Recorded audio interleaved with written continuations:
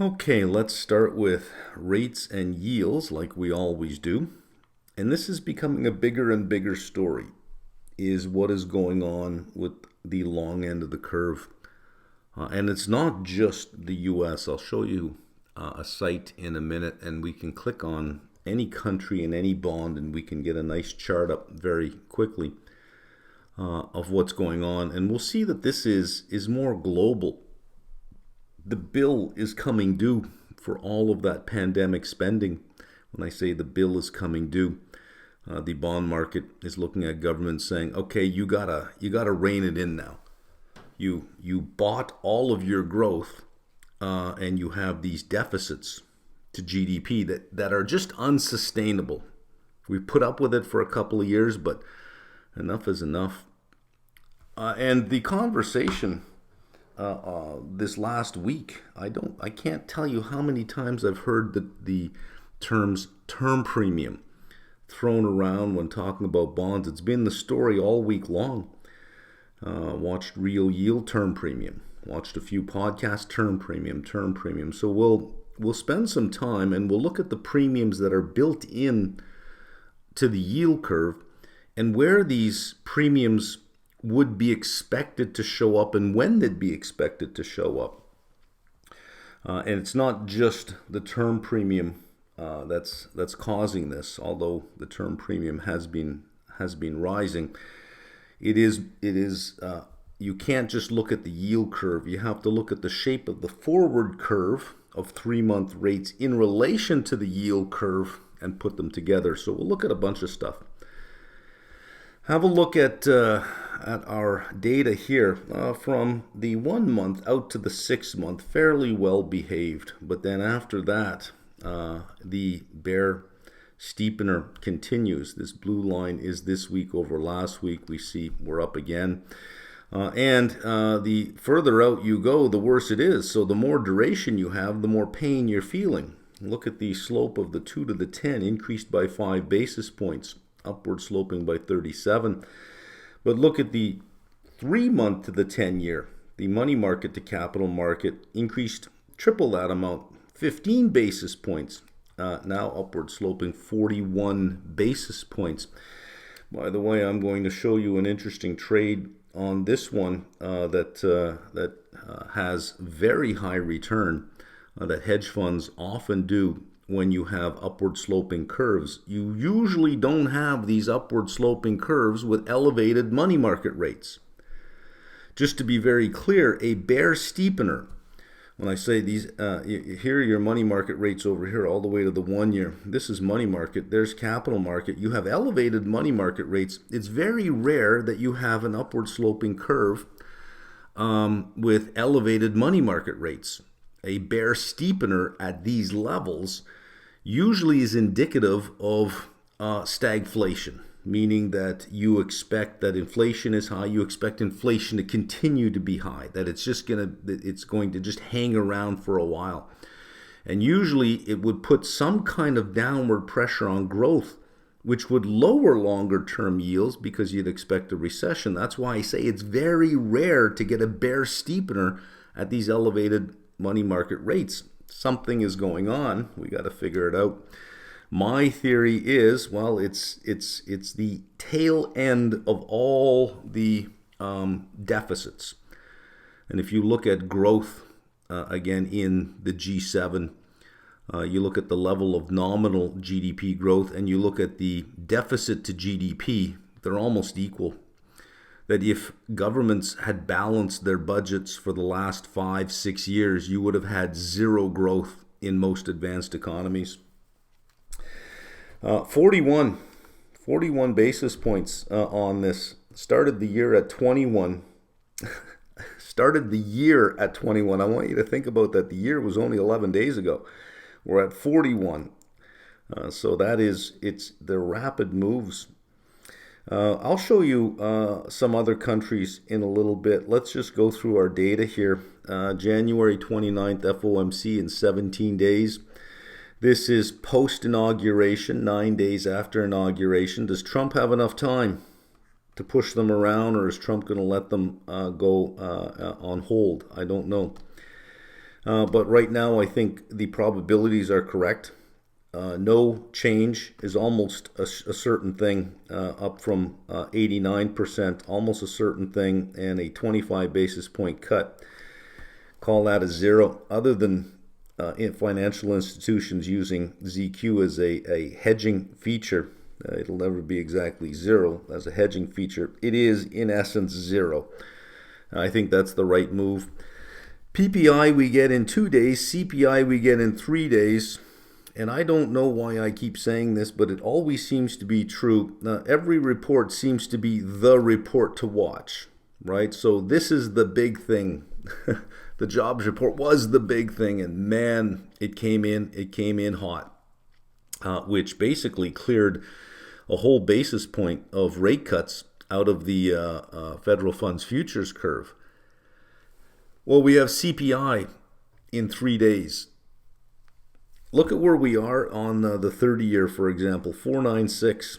The cycle high was 5.11, and we're at 4.96 right now. We're 15 basis points away from that. This could cement that. If this comes in hot, I would be looking, this is 2023, by the way, and when we look at the October highs on yields, that's all the way back to 2023.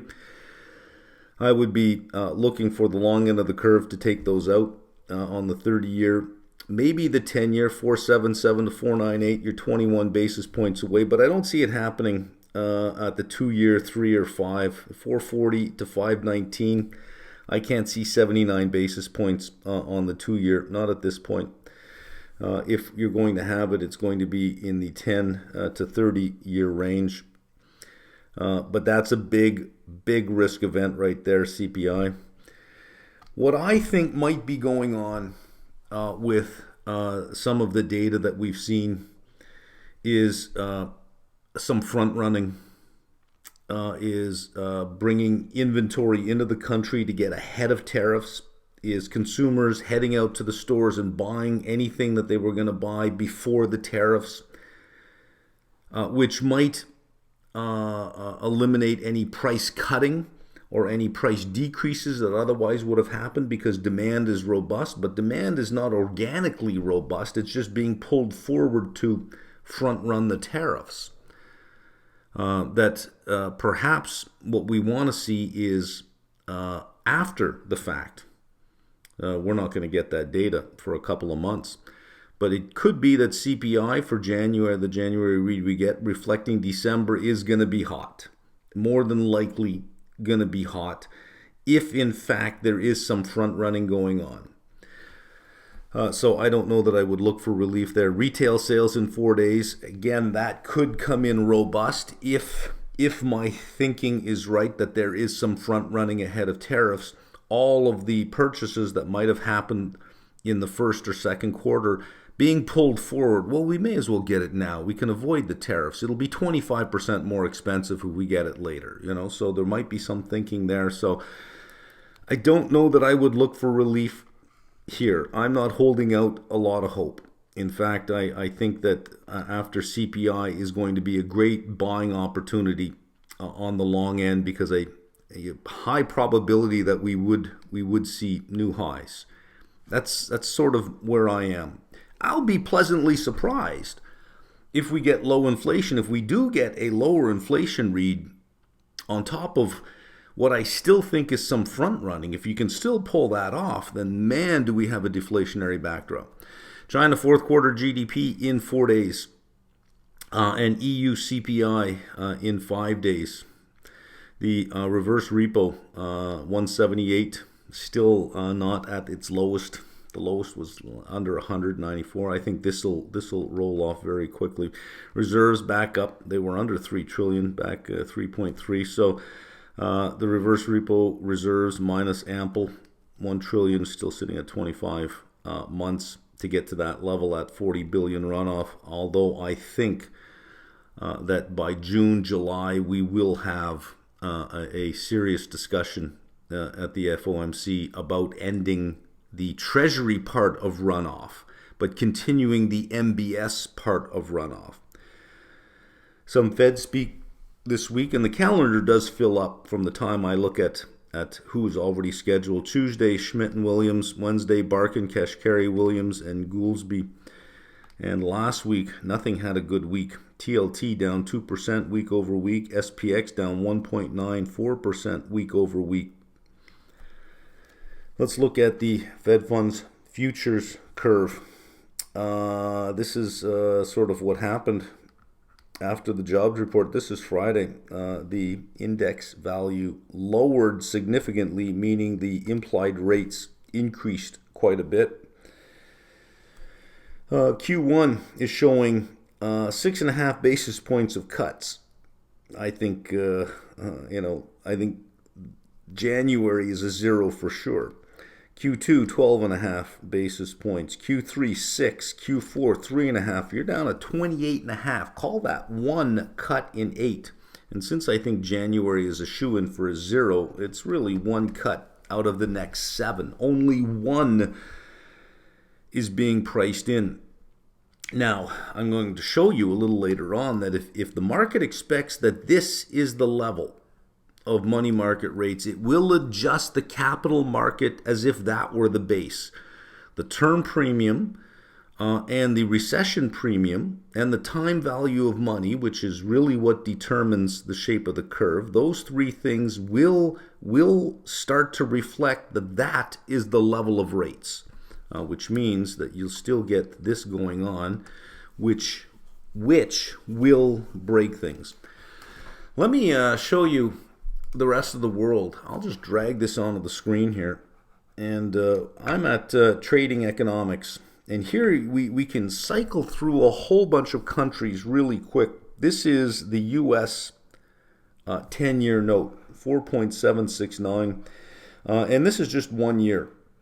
And you can see from September here when the Fed started cutting interest rates. Look at this. We went straight up. We were as low here as, what is that, 3.6? 3.6 on the 10-year, and you're almost 4.8, 120 basis points up, while the Fed funds target came down 100 basis points. So that's a 220-point divergence. Look at the UK.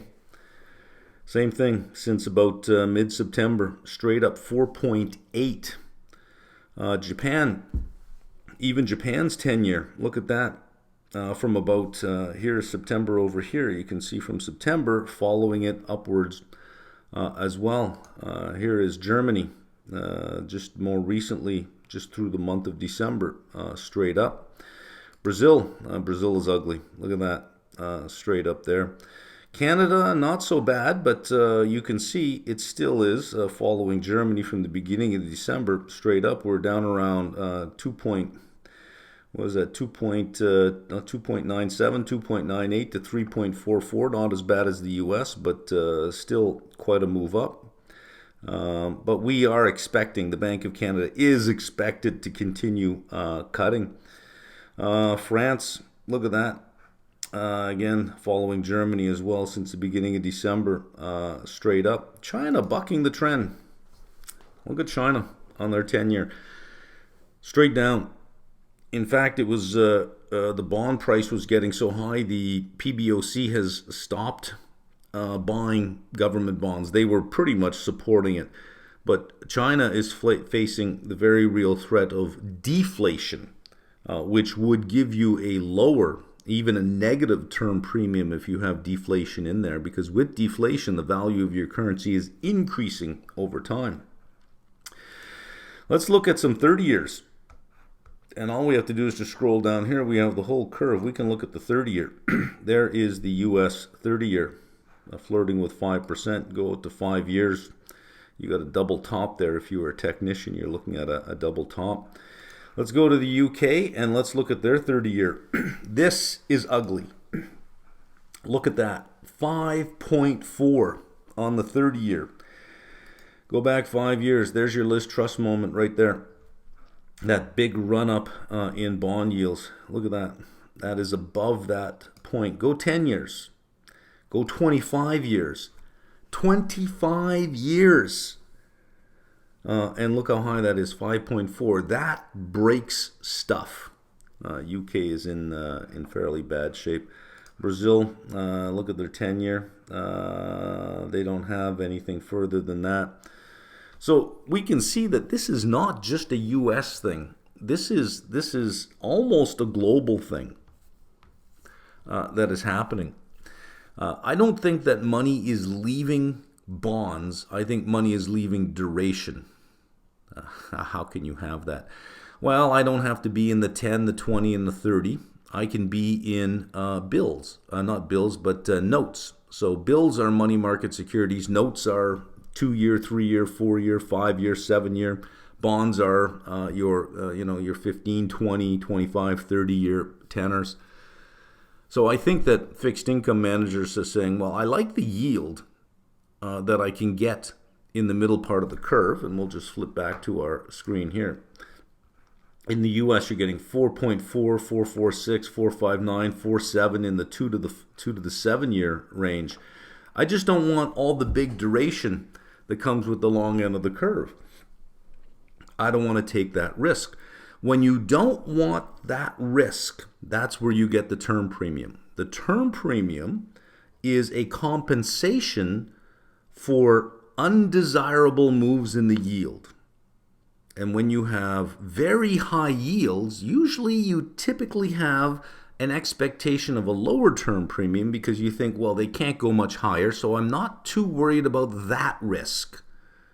You become more concerned about recession risk, which is why this is very rare, that at these elevated money market levels, at the elevated, and we'll call it the time value of money, at elevated time value of money levels, that you would get an increasing term premium. That creates the bear steepener. Quite rare. Okay, I'm going to show you real yields here because we do have big breaking news on this one. I've been leaving real yields, break-even rates, and OAS sort of out of it, and I thought I'd visit it once a month, but probably worth watching on a weekly basis. We have a new cycle high on the 30-year real yield, 2.6, happened on January 10th. The previous was 2.55. 2.6, we're already starting to see new cycle highs on the real yields. All of them elevated, 2.08, 222, 234, 252, upward sloping as well. This, the 20-year real yield looks ready to take out the previous high as well. I don't know that you get there on the 5-year. You're a long ways away, 2.08 to 2.59, 51 basis points. I don't know that that gets there. For that to get there, the long end of the curve would have to be really brutally high, but we're already seeing it. Look at that. Inflation expectations all increasing in line as well. Corporate spreads, nothing to see here, and look how tight they are. Look how tight they are. High yield as a whole sitting under 300 basis points, 282. Investment grade as a whole sitting under 100 basis points, 83. Even triple C, 7.34. The cycle high on that was 12.89, going the other way, still continuing to either stay low or go even lower. Just to sort of put that in perspective, there's no concern about the credit spread, but lots of concern about the term premium itself and about inflation expectations. Okay, let's move over to beta. Also not having a good time. The forward 4-quarter operating earnings, 272.92. I checked with SP Global, not updated, so I'm not sure what's going on with those guys, but it's hit and miss, so I think I'm just going to leave them out of the mix for now. 272.92, you had a closing SPX of 58.27, so a moderation in the forward multiple, 21.35 versus 21.85. All-time high, 607.39. We are almost 5% below the all-time high. Getting to a 10% correction level will put you at 546.65, almost little over a full multiple down. If you had a 10% correction, you'd be pushing down closer to about 20 times forward earnings, with a bear steepener going on, with the capital market curve increasing. And again, most consumer debt is priced off the capital market, not the money market. That's going to begin to crush things. And since this is a global phenomenon, not just restricted to the US, that's going to really begin to hurt global growth. So would you pay 20 times forward earnings if the 10-year were 5.25, if the 30-year were 5.5, and you saw this globally? Would you be willing to pay 20 times the forward earnings when you could just grab those yields? Right? So this is sort of the question to ask. If you took the inverse of the forward multiple and looked at it in terms of a yield, you are at this point in time facing a negative equity risk premium. In other words, that you are agreeing to a lower earnings yield to be in equities than to be in government bonds. It's sort of perverse. IWM 216.83 had a very bad week. They are now in correction territory. The most recent high, you have to take the correction from the most recent high, not the all-time high. The most recent high was 241.99 on November 29th. They're down 10.4. IJR, same thing, 126.73 on November 26th. They're down 10.8. Small cap in correction. Large cap halfway, a little less than halfway to correction territory, 546.65.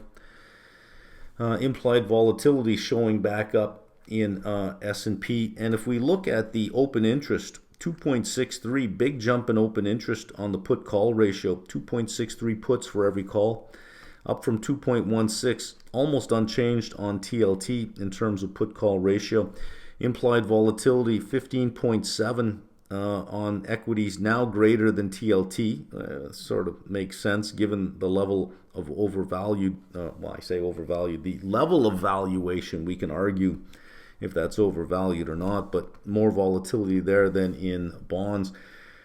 At this point, the biggest threat to the equity market is higher capital market yields. If you continue with the bear steepener, I can't see how this market can rally in the face of higher long-term yields at the same time, because that is the discount factor for future cash flows, but it's also competition for money. If you were rebalancing, you would say equities 21.35 versus really cheap bonds. Let me reallocate to some bonds. Let me grab some of this duration nobody wants. Both agree. LSEG and Sector Spider are in agreement next week. Both have 20 companies reporting, and the same 20 companies. I am impressed. I mean, it's 20. That's a big number to both be correct on. The week after gets bigger. The week after that is the big week. So next week is inauguration week, still with some banks and a couple of tech. I think Netflix is next week, and there's 2 tech companies next week, but it's mostly the trail end of the banks and the regional banks. The week after is a big week with a lot of tech reporting. What is coming up this week with the 20 that are reporting, 33.1% of the weight in XLF reports this week. A third of the XLF reports this week. So my deeper thought here on SPX is I can't see it rallying in the face of these yields. If I had to place one bet, newer highs or a 10% correction, I think I would be betting that we'd probably touch the 10% first. And I think small caps would have a very difficult time rallying as well. I am short IWM, and I have covered some because that is a sort of a nice retreat. You're in correction mode. No point in getting greedy. I'm not looking for a bear market here. Just a correction. But if this corrects down to 546, you can expect IWM might see, I don't know, 200 to 205. But I have covered some of my short position because the large caps have shown almost an unwillingness to commit to a correction. But we'll see with CPI this week. If there's going to be a correction, it'll be on that CPI report. That CPI report comes in hot. You're going to get new all-time or cycle highs. I shouldn't say all-time, but cycle highs on on some capital market yields, and I think you'll be well on your way to a 10% correction on the S&P. What I'm going to do here over the balance of this video is we're going to take a lot of the concepts that we've seen in the CFA curriculum at all three levels, whether it be in fixed income or economics, and we're going to apply it to this problem. So you're going to get a taste, if you don't have a subscription to the applied level, you're going to get a taste of what the applied level really is trying to do, is taking things that you would learn in a textbook and saying, okay, how do we actually apply this stuff in the real world? How does it actually work? So if you are a CFA candidate, and now's a nice time to bring this up because we do have results coming in this week from the November exam. If you are a CFA candidate moving to the next level and you're getting your subscription on markmeldrum.com, consider the CFA Plus subscription because you do get the applied level with it. And oftentimes, when we learn something abstract, it doesn't make a lot of sense to us. But when we actually see it applied, oh, that's how that works, suddenly the abstract becomes much more useful for you. You get a better understanding of what the textbook is saying when you see it in the real world. You also get a better understanding of the limitations of some of the stuff that you see in the textbook when you see it applied in the real world. Let's see if we can make sense of the rise in long-term yields by breaking the components of yield down to three broad components. Number one is just pure time value of money. Everything else will stick in the term premium. That could be higher inflation expectations, the increase in supply on Treasury. All of that we'll just call the term premium. And then we have a recession premium. A recession premium, think of a bond as like that has an embedded put that you're going to pay for. That is the recession premium. For those of you who are recent or new to the market outlook, you'll notice that this is what I do. I write on screens. I don't have a high production video of me talking with a background with a whole bunch of B-roll over it. I don't try to bring a lot of entertainment into it. It really is just about, trying to create as many informed participants as possible. So if this feels, like a classroom, that's basically what it is. I was a professor for much of my professional life. So if it feels like a classroom, it's because that's what it is, really. So feel free to take notes. There won't be any quiz or exam on this, but real life will be your exam. So let's break this down. For time value of money, obviously we're not going to lend money and just get our money back. We want to be paid for that. Money has a time value. We're going to proxy that with the 3-month T-bill and the forward curve. Why would we not just use spot rates? Why would we not say, well, we can use a 3-month spot rate, a 6-month spot rate, a 1-year spot rate? Wouldn't the 1-year spot rate be the time value of money for 1 year? Well, the spot rate is derived from the par curve. Which means if the par curve has within it a term premium, what will get imported into all the spot rates is some of that term premium, and some of that recession premium will get imported into the spot rate. So the cleanest time value of money rate to use, well, the cleanest one would be an overnight rate, would be 1-day SOFR, but we're not going to use that. We'll proxy it with the 3-month T-bill. And then we'll just look at the shape of the forward curve to determine whether or not money is getting more expensive or less expensive. Who sets the price of money? The Federal Reserve. That is the target rate, and it tries to target interest rates, especially money market rates, to be within that, primarily the 3-month T-bill. We should expect to be fairly close to whatever the effective federal funds rate is. Then we'll look at the shape of the forward curve. This is market determined and also influenced very heavily by guidance from the FOMC. when we lend money, we get paid for the time value of our money. And if there were no other premiums involved, we would basically see that every tenor would be equal to a 3-month T-bill rolled over again and again and again and again and again at whatever the forward curve looks like. So let's just be nice and clean on the time value of money. There we go. For the term premium, this is compensation for interest rate risk. If I say, well, I'll take a 10-year bond. However, a 10-year bond has interest rate sensitivity. That price could change on me. A 3-month T-bill has almost no duration, meaning it has no interest rate sensitivity, almost no interest rate sensitivity.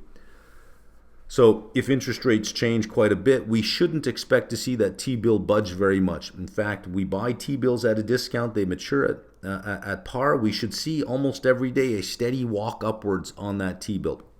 But a 10-year bond, what if I need my money in 3 months? I'm taking on price risk. To take on price risk, I have to be compensated for that. That's why it's called a term premium, because I'm going for a longer term. I should be compensated for the risk that interest rates may change. But specifically, it's not the risk that interest rates may change. Specifically, its yields may change in an undesirable way.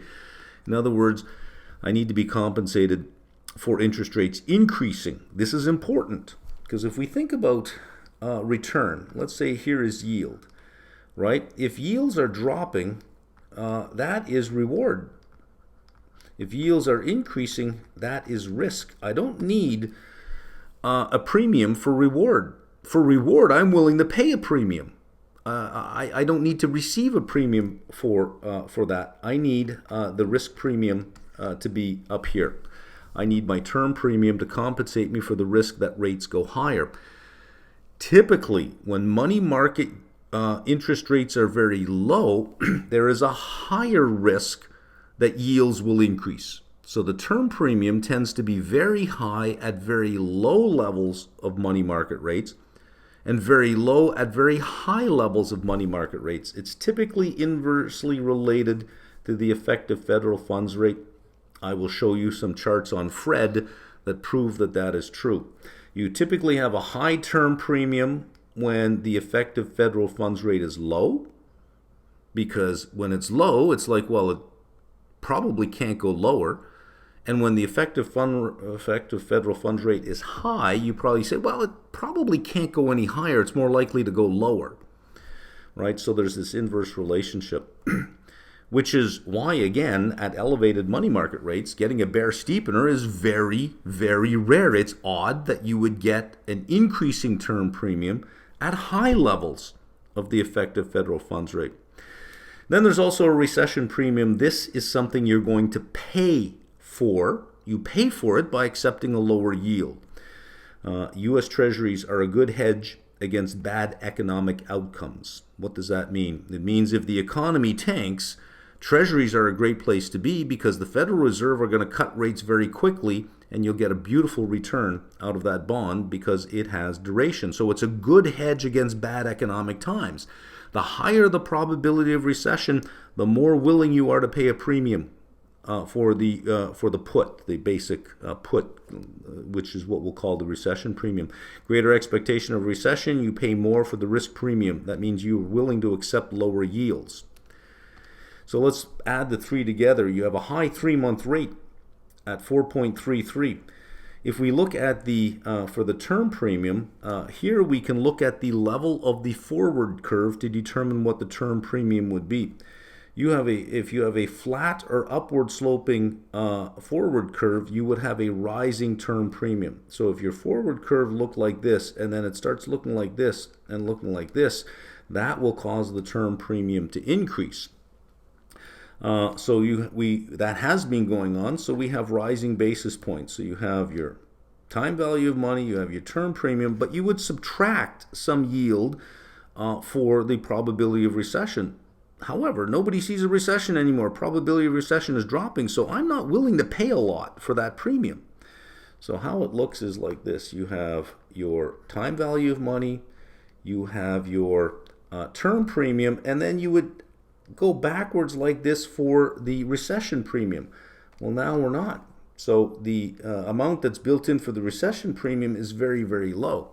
So it's the rising term premium and the shrinking recession premium that's really causing yields to increase on the long end of the curve. All right, let's look at some stylized charts here, and then we will go to Fred and look at what actually happened to see if it matches this sort of framework I'm laying out here. Let's start with a low level of the effective federal funds rate. You will have very low money market rates. Typically, this happens after an economic shock, after a recession. Fed lowers rates dramatically. The curve steepens a lot, but it steepens from a low level of money market rates. What you end up getting is an elevated 10-year to 2-year slope.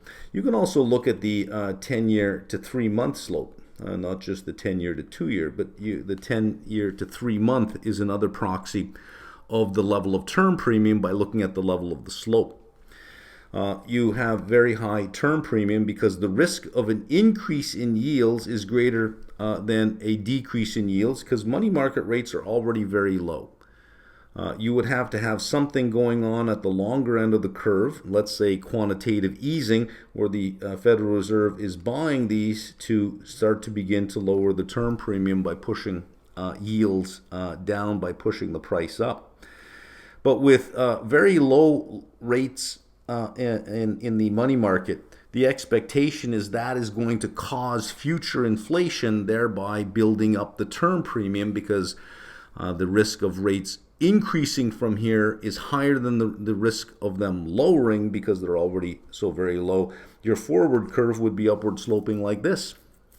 What is this saying? This is the forward curve of the 3-month, by the way. So it's saying, well, the 3-month is here, the front month would be here, and then as you keep going out, we expect the 3-month rate to increase over time as monetary policy normalizes after the recession. So you have a recession, rates drop all the way down, and the market anticipates that, well, they'll normalize as the economy begins to improve.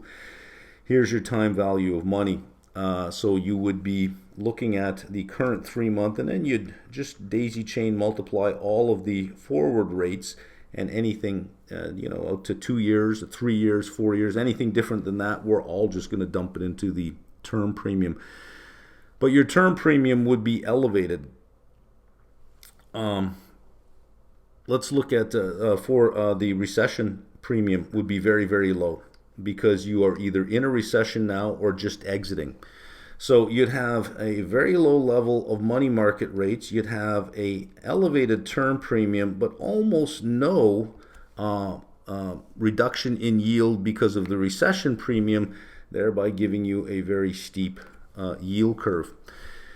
Let's go to a top of the business cycle. Late expansion, inflation pressure has built up, and now we're just talking about demand-induced inflation here. So you have very high levels of the effective federal funds rate. Typically, you'll get an inverted curve and a very low term premium at high levels because the risk of yields increasing from these already high levels are very low. The belief is that these rates will slow economic growth, which will slow inflation. So it's more likely going forward that yields will drop, not increase. Hence, the term premium begins to shrink because I'm less concerned about the insurance of risks of yields increasing, and I'm more concerned about the rewards of yields decreasing. There'll also be a high recession premium because that is expected at higher rates. Remember, the last couple of years we had elevated money market rates, and we were looking at analysts' projections of the probability of a recession. They were elevated. That means the risk premium is elevated. So you have very high money market rates, but you have a very low term premium, but a very high recession premium. And that would lead to, if this is your money market rate, there's your 3-month, and a very high recession premium, there's your 10-year. Notice you have an inversion of the curve, 3-month to 10-year, and we had an inversion for a long period of time because we had We had a downward sloping forward curve because that was considered the path. So you had the time value of money decreasing. You had very low term premium because it was more likely that yields were going to decrease, and a very high recession premium because that was likely. That creates your downward sloping curve. This is very typical. With very low money market rates, we should see an upward sloping forward curve. With very high money market rates, we should see a downward sloping forward curve.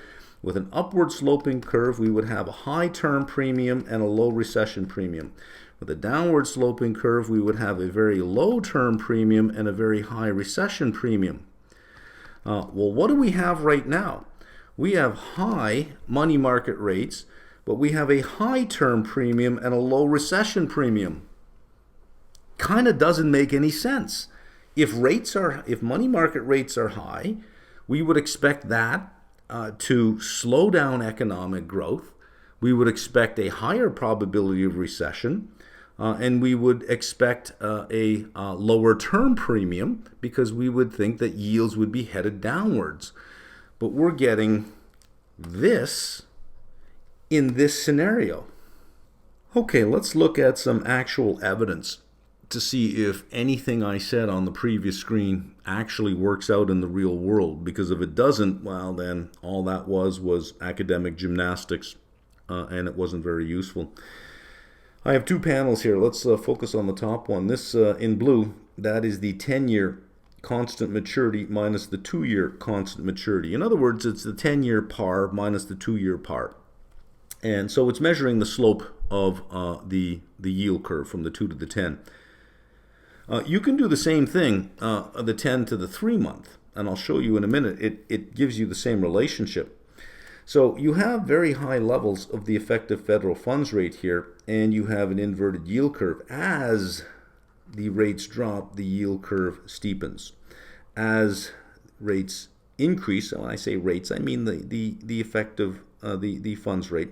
Look what happens to slope. It decreases. So you have this inverse relationship all the way through. Increasing, decreasing, increasing, decreasing, decreasing, increasing. And if you think about the slope as having a heavy component being the term premium, we are seeing an inverse relationship. The higher the level of the funds rate, the lower the slope, the lower the term premium would be. Let's have a look at what the 3-month would look like. And I've got that on the screen. So the blue line here, as you see at the top, is the 10-year constant maturity minus the 3-month. You're seeing the same relationships. Look at here, you have rates that are coming down. You have a curve that is steepening. You have the federal funds rate going up. Look at the curve decreasing. It's hard to point at this screen without this thing happening, but just eyeball it, and everywhere you see the red line increase, you see the blue line decrease. So there's some good solid evidence that wrapped up in that slope is the term premium, that we're seeing that as the FOMC, as the central bank raises interest rates, it squeezes out the term premium. Because the higher interest rates go, the more the bond market begins to say, well, the risk of higher rates gets lower the higher rates go. So I'm more concerned about the reward from being in duration when interest rates are high than the risk of being in duration. Let's go back to our chart here. So there we go. There is good evidence of that inverse relationship. Let's look at the term premium now. And you can't, because the term premium is dependent upon, or at least largely determined by the level of the effective federal funds rate, you cannot just look at the term premium. You have to look at it in relation to the effective federal funds rate. In other words, you need to normalize it.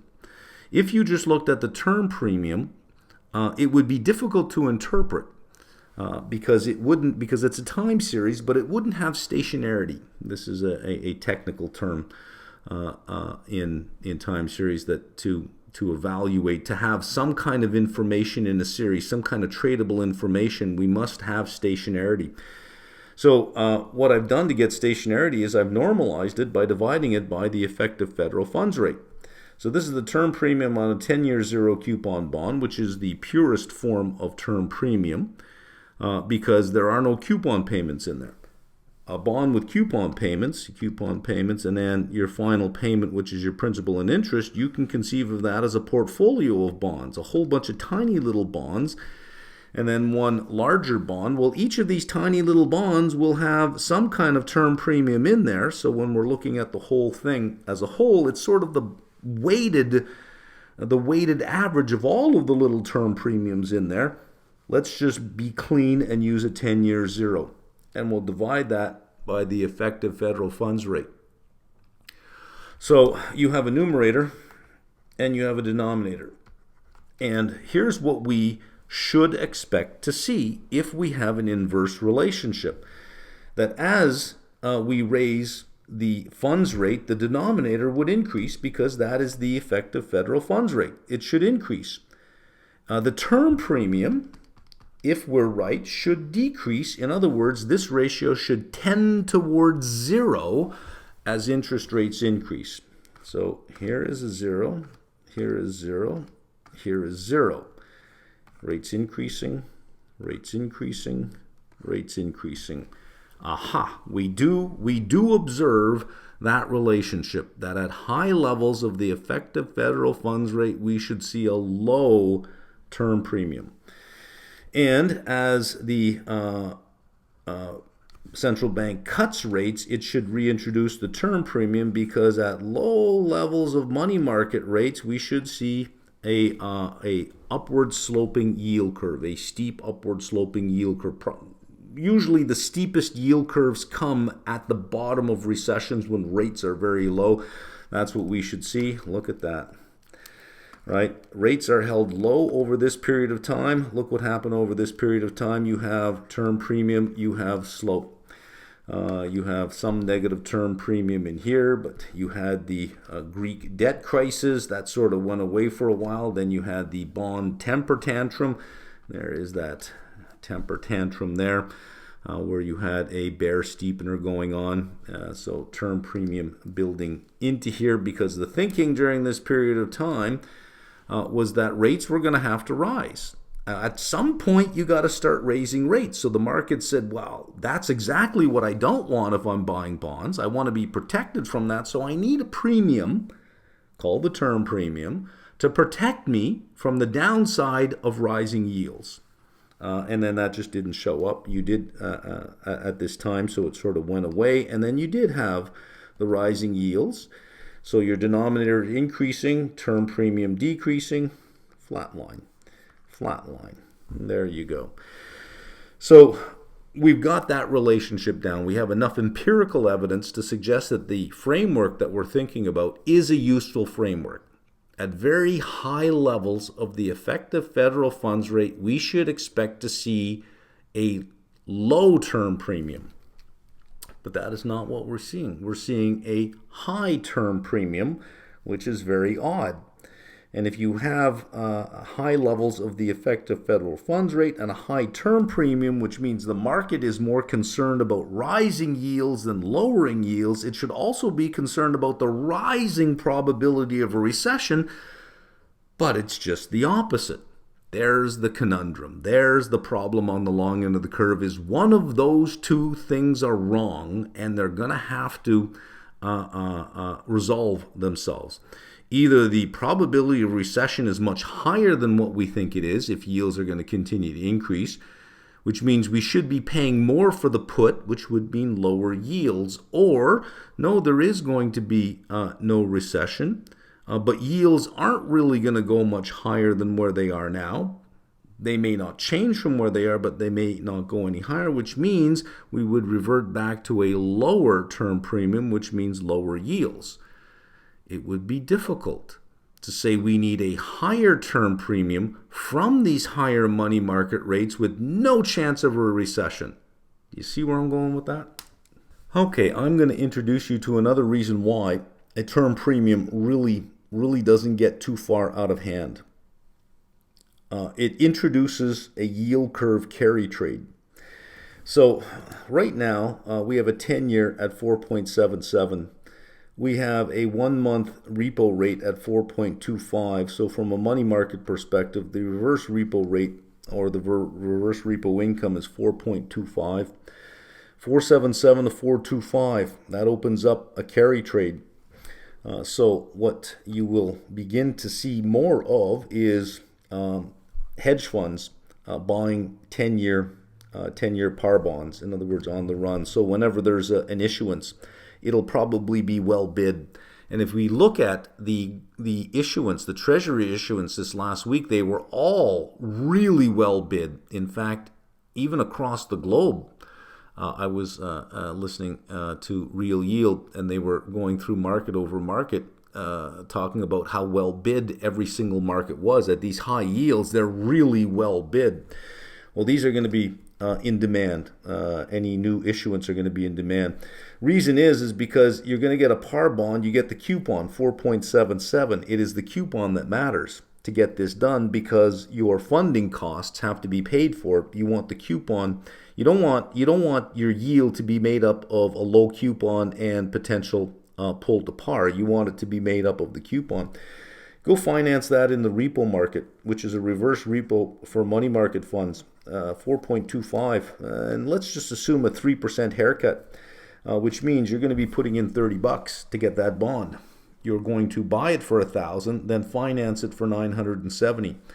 Your haircut $30. Your spread over a year, you're going to get $47.70 on your coupon minus $42.50 on your financing. You get $5.20 off a $30 investment, 17.33% on that carry trade using the repo market, plus any change in yield.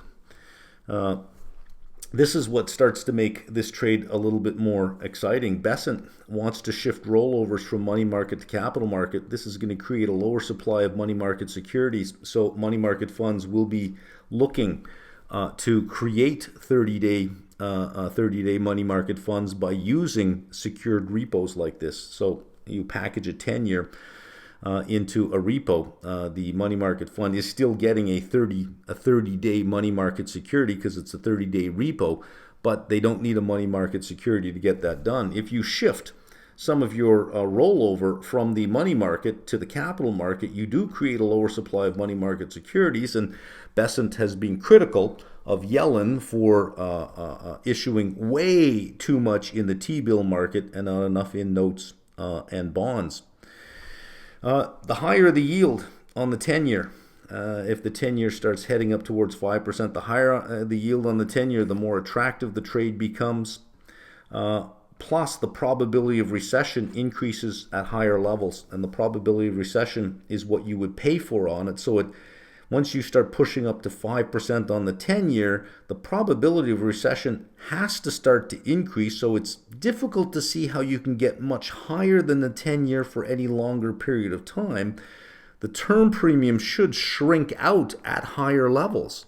It shouldn't keep increasing. It should shrink out, meaning that at some point the term premium would start to turn against it and the recession premium would start to build up, which means you'd start to get lower yields on the 10-year. Well, the change in yields would be positive, but you've already bought this bond that is going to continue to pay you 4.77. And if the probability of recession increases and you get a recession, what happens to your funding costs? They drop on the way down, right? The term premium, if we zoom in on the charts that we had, the term premium as a percent of the effective federal funds rate, or controlled for the effective federal funds rate, is got a range. This is the zero range. This is a plus 0.2, minus 0.2. It tends to range within in this area here. Currently, it's near the upper range of 0.2. And the recession premium is very low, and that's why you have this high level, this increasing level over here, because we've pushed up to the upper bound over here. So if the term premium continues to increase, up we go. And if the belief is that no recession, there is no recession in sight, the economy is strong, the recession premium can even turn negative, because you could say there's no upside to bonds here, there's more upside to equity. But higher yields do give competition to the market. How this resolves itself is going to be interesting to see. My suspicion is that this can't hold, is that this is an overreaction. So on the next screen, I'll lay out some arguments for what would cause it to go higher, what would cause it to go lower. So from here, what would cause us to get higher yields? The big one I see is momentum. Everyone's talking about higher yields, and everyone's talking about, I shouldn't say everyone, but the conversation, the narrative is getting louder and louder. Oh, it's a 5% 10-year. We're going to see a 5% 10-year, so that it's almost being stated like a fact. Well, we're going to get there. It's going to be 5%. We're going there. That's momentum. You get this momentum in there. Sometimes you get trades that don't even think about it anymore. They just look and say, we're not at 5%, sell the 10-year, short the 10-year. We're not at 5% yet. So you have that momentum. That is hard to change. You have inflation expectations that are also fueling that momentum. We are seeing robust growth. You had a very good jobs report. The idea of deportations and lower immigration will create wage inflation. And you have tariffs that are coming, which will create inflation, even though it is a one-time hit to inflation because it's not ongoing, it's not inflationary. It raises the price level once and that's it. So that means it's not inflationary, but you could have some front running going on to that now, creating the illusion that there's inflation as opposed to it being nothing more than urgency, right? Increased Treasury supply is the thinking that you have a lot of rollover coming next year, and much of that will be moved out of the money market into the capital market. You'll have an increased supply of capital market securities coming online. Fed speak hasn't been very helpful. We're in no rush. We're on hold. A couple saying, oh, I still see lower rates going into 2025, and some have said, I don't see any, or we're in no rush. We're on hold. Plus, we know they have a reaction function that is data driven, so we're going to be data point to data point, and February and March data, which is after Trump takes office and we start to see that, okay, maybe it's not going to be across the board tariffs, and maybe it's a little bit slower on the deportation and not much has changed on immigrations or H-1B visas. Okay, so maybe that was all just rhetoric talk, but we're not going to see the February data and the March data till March and April. So we've got some time before we see that. So if there is some front running going on, and if there is concern about, well, what would we expect? We're not really going to see it in the data till later in the first quarter, beginning of the second quarter. That, if we thought about, well, in the near term, where are yields going to go? Well, probably higher. Inauguration isn't for another week. So we have a whole week of uncertainty ahead of us, and I don't expect Trump to calm down the markets. I do have a suspicion that he is more than happy to see markets sell off before he takes office, because it's easier to get markets to accelerate from a lower level, and he can blame all of that on Biden and take all the credit for the recovery. I don't see him being a calming force until he can take full credit for it. So if I had to bet for this week, being blind and not being able to see till next Sunday, I would probably bet it all on higher yields during the week. So for duration, I expect if you're holding duration, there'll be some pain. But if you're looking to add duration, I think this will be the week. This will be a great week for duration. CPI will tell us a lot, but CPI will tell us a lot about December, which I think has some front running going on it. Because if you tell me that the stuff that I buy that's coming from outside the country is going to go up in price by 25% on day one across the board, or 60% on day one because it's coming from China, and there's stuff I want, I'm going to buy it now. I'm going to front run, which I, as a retailer, would say the robust demand, the stuff is flying off the shelves. I don't need to discount it. In fact, I could probably raise my price right now that you might see some of that inflationary pressure. So January is not going to tell us anything about the future, but is going to tell us a lot about how people reacted in response to the potential of this going on. Yeah, I think it could be a brutally ugly week this week, which I think, again, I have a suspicion that that would only serve Trump's purpose by him saying, okay, good, I take over at these low rates. So now the narrative is, as Biden was leaving, he was destroying the world. Look what he did. He was sending money to Ukraine. California was burning. He destroyed the market. He destroyed the bond market, and I saved it all. What a story. Lower yields. I think we have to wait until after Inauguration Day before we really start to see an attack on momentum here. A shifting narrative as spending cuts begin to drip out, and they will. The EV credits, they'll be gone. Ukraine support will quickly fall to zero. There'll be a bunch of program cuts announced. It's not just going to be one big announcement on day one. It'll be drip, drip, drip, drip, drip. This is cut. This is cut. That's cut. This is gone. That's gone. Executive order after executive order. That may begin to change the narrative on the momentum, saying, okay, they are reining it in. They are serious about it. They are getting stuff done, right? You don't have to say, oh, all we found was 400 billion. All you have to do on day one is say 20 billion cut here, 12 billion cut there, next day 13 billion cut there, next day 5 billion cut here, next day 12 billion here, and it's this drip, drip, drip, drip, drip that will give the impression that a lot is going on. That could change that momentum story. Continued progress on inflation, because I do see that as the backdrop. Any increase in inflation, I think, is caused by some kind of supply disruption or some kind of state of urgency, like front-running ahead of tariffs or front-running ahead of a port strike. Remember, December, you had the looming issue of the port strike, the East Coast port strike, ahead of you as well. Well, that has been resolved. But that was not the case in December. So when we get the CPI and the PPI, it will reflect December. It will reflect consumers' concerns about the tariffs, and it will reflect importers' concerns about the port strike, because negotiations were starting again at the beginning of January. That's all solved now, but that's not going to be in December's number. Will the markets, if we get a hot read, will the market say, yeah, but let's keep in mind that this psychology in December was in place, and one of those issues is resolved now. But I do see continued progress on inflation. But then again, that data won't be available until March or April. Technology will continue to progress. Productivity is fairly high. I think you're going to have limited and or targeted tariffs.